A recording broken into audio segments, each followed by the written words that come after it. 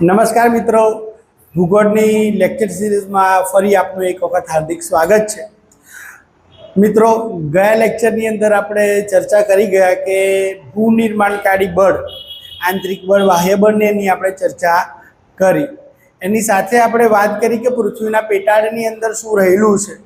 આપણે જોયું કે ભાઈ માણસ અવકાશની અંદર એટલો બધો ઉપર પહોંચી ગયો છે કે હજારો કિલોમીટર સુધી એ જોઈ શકે છે. એણે સંશોધન કર્યું છે કે ઉપર અવકાશની અંદર ગ્રહોની અંદર શું રહેલું છે, પણ એ પૃથ્વીના પેટાળની અંદર શું રહેલું છે એના વિશે એ હજુ સુધી જાણી શક્યો નથી. આપણે જોયું કે મેક્સિમમ 12 કિલોમીટર સુધી જ અંદર જઈ શક્યો છે, એના પછી એ વધારે અંદર જઈ શક્યો નથી. અને આપણે જોયું કે ભાઈ પૃથ્વીના પેટાળની અંદર આપણે શી વસ્તી રહી છે અથવા કઈ એવી વસ્તુઓ રહી છે એનું અધ્યયન આપણે પ્રત્યક્ષ પ્રમાણ અને અપ્રત્યક્ષ પ્રમાણથી જાણી શકીએ છીએ. પ્રત્યક્ષ પ્રમાણની અંદર આપણે વૈજ્ઞાનિક સંશોધનોની આપણે વાત કરી, ખનનની આપણે ચર્ચા કરી, જે પૃથ્વીના પેટાળની અંદરથી લાવા નીકળે છે એના અધ્યયનની આપણે ચર્ચા કરી. લાવા એસિડિક અને બેઝિક એની આપણે વાત કરી કે એસિડિક લાવા શું છે, બેઝિક લાવા શું છે એની આપણે ચર્ચા કરી.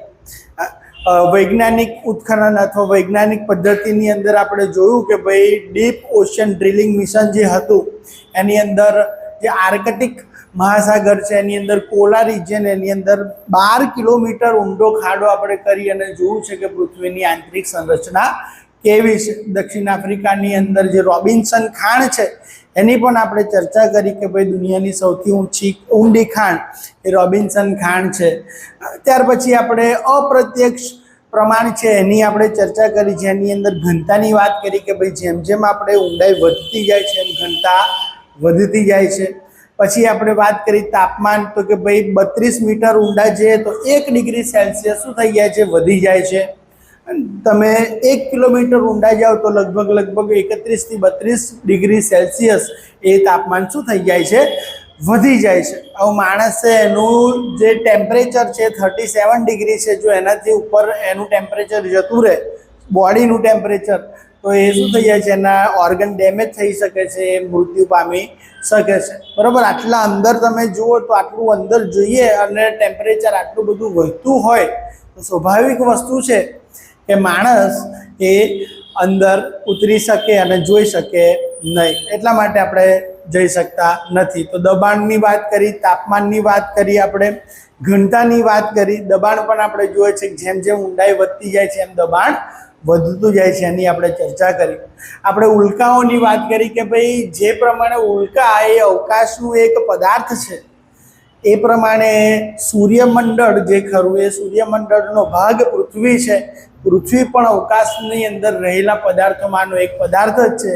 અને જ્યારે ઉલ્કાઓનું અધ્યયન આપણે કરીએ છીએ ત્યારે આપણે જોઈ ગયા કે કેવી રીતે ઉલ્કાની અંદર રહેલી વસ્તુઓ, એનાથી આપણે એઝમ્પશન, આપણે અનુમાન લગાવી શકીએ કે પૃથ્વીની અંદર કેવા શું રહેલા છે, કેવી વસ્તુઓ રહેલી છે. બરાબર, પછી આપણે વાત કરી શાની, તો કે ભાઈ ગુરુત્વાકર્ષણ બળની વાત કરી. આપણે જોયું કે ભાઈ દરેક જગ્યાએ ગુરુત્વાકર્ષણ બળ વધતું ઓછું હોય છે, અલગ અલગ હોય છે. એના પૃથ્વી છે એના જે ધ્રુવ પ્રદેશો છે એના પર શું રહે છે, તો કે ભાઈ ગુરુત્વાકર્ષણ વધારે રહે છે. જ્યારે વિષુવવૃત્ત ઉપર તમે જોવા જાઓ તો ગુરુત્વાકર્ષણ બળ કેવું હોય છે, કમ્પેરેટિવલી ઓછું હોય છે. ભૂચુંબકત્વની આપણે ચર્ચા કરી ગયા અને મેગ્નેટિક ડિક્લાઇનેશનની પણ આપણે ચર્ચા કરી. ભૂકંપના મોજા વિશે આપણે શીખવાનું છે, પણ એ ભૂકંપનું આખું એક અલગ જ ટોપિક આવશે, એની અંદર આપણે એની ચર્ચા કરી લઈશું. પણ અત્યારે આપણે વાત કરીએ છીએ કે પૃથ્વીના પેટાળ, પૃથ્વીની આંતરિક સંરચના, બરાબર, પૃથ્વીનું પેટાળ કેવું છે, બરાબર, એની આપણે ચર્ચા કરીએ. તો પૃથ્વીનું પેટાળ, તમને ખ્યાલ હશે તો પૃથ્વી કેવું છે, તો ડુંગળી જોઈ છે તમે, ડુંગળીની અંદર કેવી લેયર બાય લેયર હોય છે, બસ સેમ એ જ રીતે પૃથ્વી બનેલી છે. ડુંગળીના લેયર બાય લેયરની જેમ પણ આપણા પૃથ્વી છે, પૃથ્વીની અંદર પણ શું છે, ઘણા બધા લેયર રહેલા છે.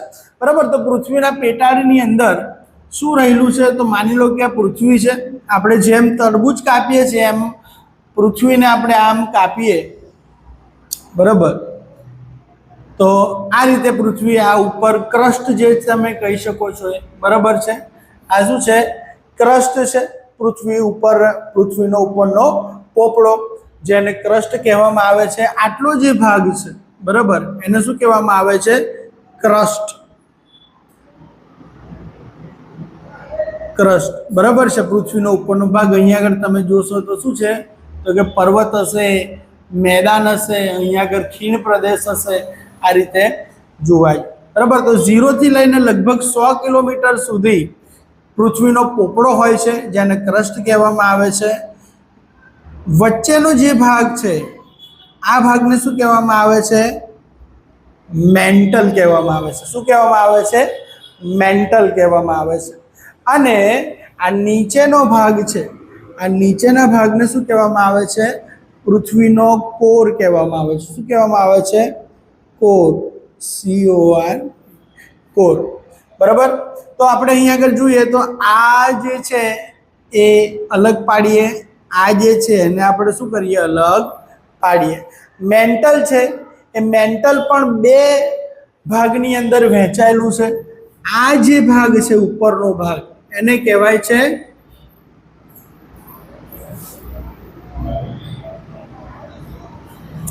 એસ્થેનોસ્ફિયર. આ જે ભાગ છે નીચેનો ભાગ છે આ ભાગને કહેવાય છે મિશ્રાવરણ. બરાબર છે. અહીંયા આગળ તમે જુઓ છો કોર છે બરાબર. આ લગભગ 2900 કિલોમીટર સુધી હોય બરાબર છે. 2900 થી 5100 કિલોમીટર જે છે ને 5100 5100 કિલોમીટર સુધીનો આ જે ભાગ છે કોરનો બહારનો ભાગ એને શું કહેવાય? તો કે ભાઈ બાહ્ય ભૂગર્ભ અથવા આઉટર કોર. બરાબર છે. અને આ જે ભાગ રહેલો છે અંદરનો ભાગ એને શું કહેવાય? ઇનર કોર અથવા આંતરિક ભૂગર્ભ. બરાબર છે. તો યાદ રાખજો શું છે મેન કેટલા છે? તો કે ભાઈ એક જે ઉપરનો ભાગ છે એને શું કહેવામાં આવે છે? ક્રસ્ટ કહેવામાં આવે છે. બીજું મેન્ટલ બરાબર વચ્ચેનો ભાગ છે અને મેન્ટલ કહેવામાં આવે છે. મેન્ટલ એ બે ભાગમાં વહેંચાયેલો છે, એસ્થેનોસ્ફિયર અને બીજો ભાગ નીચેનો ભાગ છે એને શું કહેવામાં આવે છે? મિશ્રાવરણ તરીકે ઓળખવામાં આવે છે. બરાબર છે.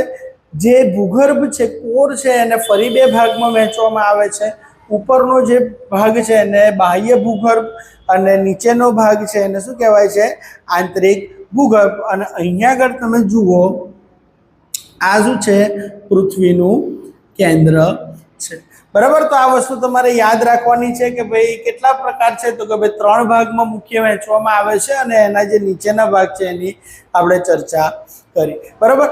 હવે એક્ઝામની અંદર ઘણી બધી વખત પૂછાય છે કે ભાઈ આ ભાગની અંદર શું છે? શાના બનેલા છે? તો યાદ રાખજો જે ક્રસ્ટ છે એ સીયા બરાબર છે, આ છે સીમા અને આ જે કોર છે એ NIFE નિફે. બરાબર છે. સિયાલ એટલે આની અંદર શું હોય? તો કે ભાઈ સિલિકા અને એલ્યુમિનિયમ. બરાબર છે. ઉપરના ભાગ એ હંમેશા સિયાલથી બનેલો છે. સિયાલનો મતલબ શું છે? સિલિકા અને એલ્યુમિનિયમ. નીચેનો ભાગ છે અથવા તમે જુઓ તો મેન્ટલ છે શાનું બનેલું છે? તો કે ભાઈ સિલિકા અને મેગ્નેશિયમ. અને નીફે એટલે શું? તો કે ભાઈ NI એટલે નિકલ અને Fe એટલે શું છે?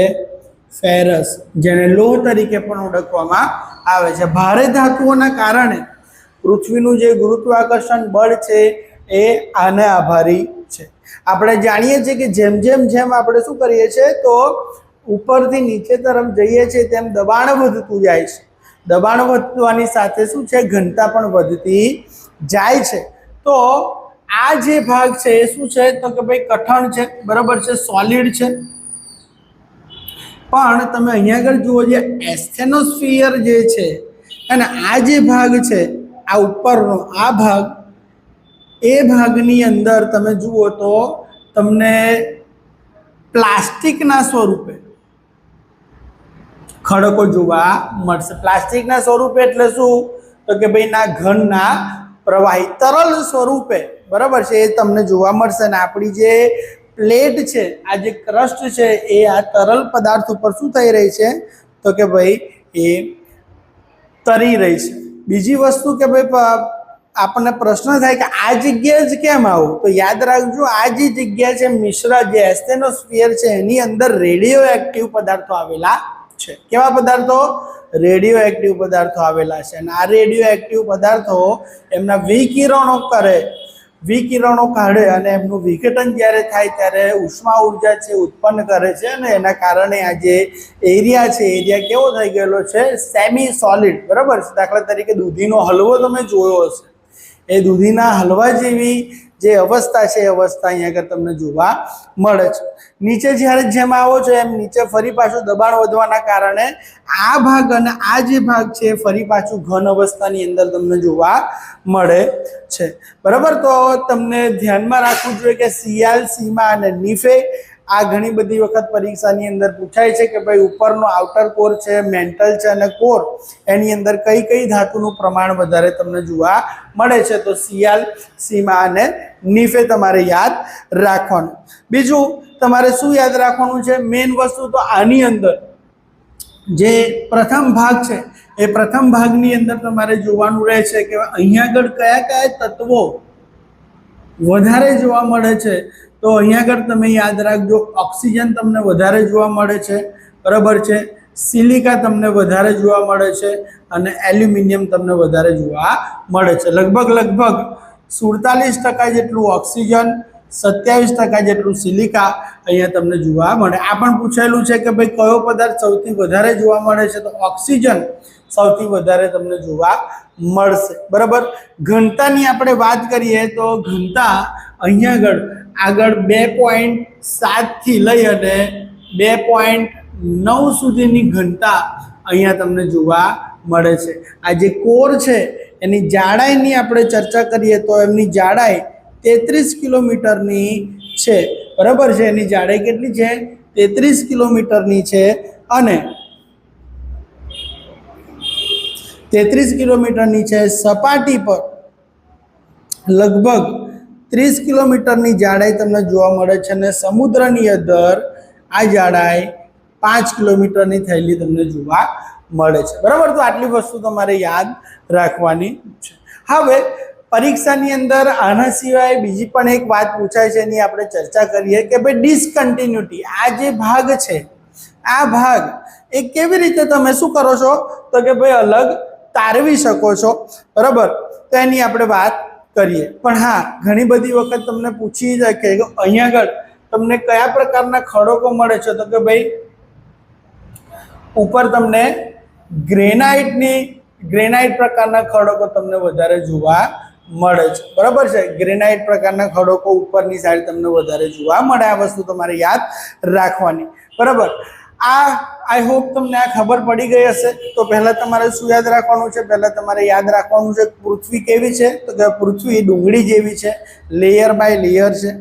લેયર કેટલા છે? તો કે ભાઈ 3 પ્રકારના છે, બરાબર.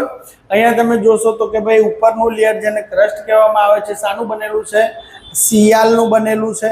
એની તમે માહિતી કયું તત્વો વધારે છે, એની જાડાઈ કેટલી છે, એની ઘનતા કેટલી છે, અહીંયા આગળ તમને જોવા મળી રહે છે, બરાબર છે. ઉપરની તરફ તમને ગ્રેનાઇટના ખડકો જોવા મળશે, બરાબર છે. સીમાની આપણે વાત કરીએ, એની અંદર એસ્થેનોસ્ફિયર અને આપણે ચર્ચા કરી આપણે કે આ જે લેયર છે કેવું છે? તો કે ભાઈ અર્ધઘન અથવા પ્લાસ્ટિકના સ્વરૂપે તમને જોવા મળે છે, બરાબર.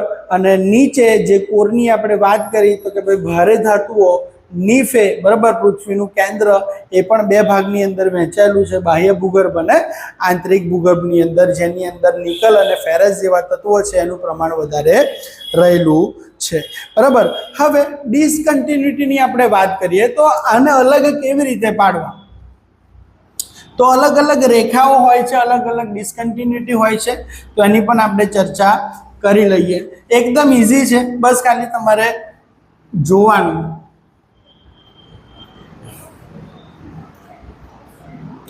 તો અહીંયા આગળ આપણે ફરી એક વખત તો આપણે જોયું શું છે તો કે ભાઈ આ સપાટી છે,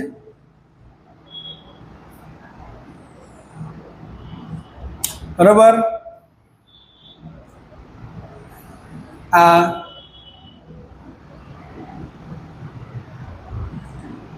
બરાબર આ એસ્ટેનોસ્ફિયર છે, આ નીચેનું છે, આ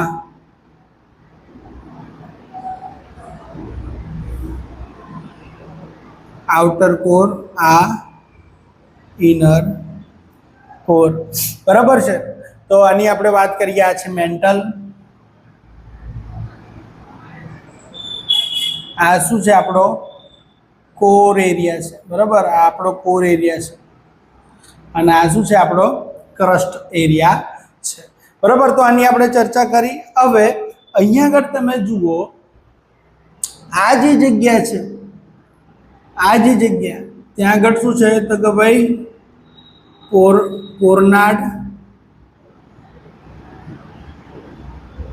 કોનરાડ ડિસકન્ટિન્યુટી છે, બરાબર છે. અહીંયા શું છે કોનરાડ ડિસકન્ટિન્યુટી, બરાબર. પૃથ્વીનું જે ઉપરનું પડ અને જે મેન્ટલ વચ્ચેની જે રેખા છે એને શું કહેવામાં આવે છે?